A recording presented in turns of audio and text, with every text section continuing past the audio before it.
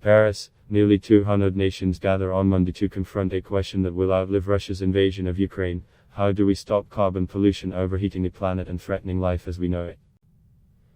The answer is set to arrive on April 4 after closed-door, virtual negotiations approved a summary of a phone book-sized report detailing options for drawing down greenhouse gases and extracting them out of thin air. The science is crystal clear, the impacts are costly and mounting, but we still have some time to close the window and get ahead of the worst of them if we act now, said Alden Meyer, a senior analyst at climate and energy think tank EG. This report will supply the answers as to what we need if we are serious about getting there. In August 2021, the Intergovernmental Panel on Climate Change (IPCC) laid out the physical science, changes in global warming and sea level rise, along with shifts in the frequency, duration and intensity of cyclones, heat waves, droughts and other forms of extreme weather. That was the first instrument of a three-part assessment, the sixth since 1990. It projected that Earth's surface temperature will rise 1.5 degrees Celsius above pre-industrial levels, perhaps within a decade. A cap on global warming, the aspirational goal of the 2015 Paris Climate Accord, has been embraced as a target by most of the world's nations. Current carbon-cutting commitments under the treaty, however, still put us on a catastrophic path towards sea of warming by 2100.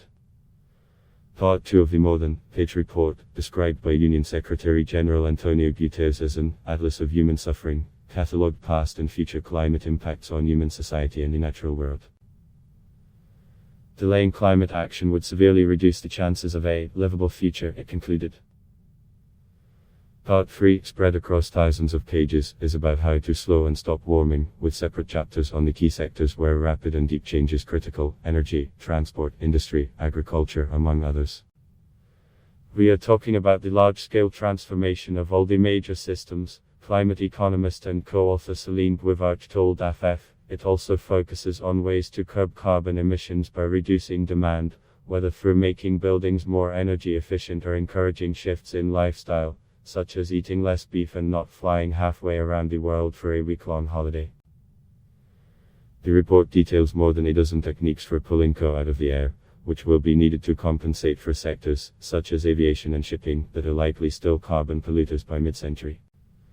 Many things have changed since the previous three-part report, which came out 8 years ago, said Taryn Franson, an analyst at the World Resources Institute. The Paris Agreement, the first climate deal in which all countries pledged action, was signed. The world has seen an endless crescendo of deadly climate impacts, from drought to fire to floods. The price of renewable energy, key to the reducing emissions, has fallen below the cost of fossil fuels in most markets. The IPCC Solutions report draws from hundreds of models projecting development pathways that keep Earth within the bounds of the Paris temperature goals. There are scenarios that show high renewables and low nuclear, and scenarios that show the opposite, said Franson. This report lays out those pathways. Now it's up to our leaders to take that to heart. Besides feeding into union political negotiations, which resume in November in Egypt at COP27, the IPCC findings will also be important for the conversation going on in the US and Europe around the need to transition away from Russian oil and gas, said Meyer. The head of the IPCC delegation from Ukraine made this point in a dramatic statement at a closed plenary in February, only days after Russian troops invaded her country. Human-induced climate change and the war on Ukraine have the same roots: fossil fuels, and our dependence on them, said Svetlana Krakowska, according to multiple sources. The war in Ukraine will likely come up during the two-week IPCC negotiations starting Monday. It's a more inflamed situation, said Meyer.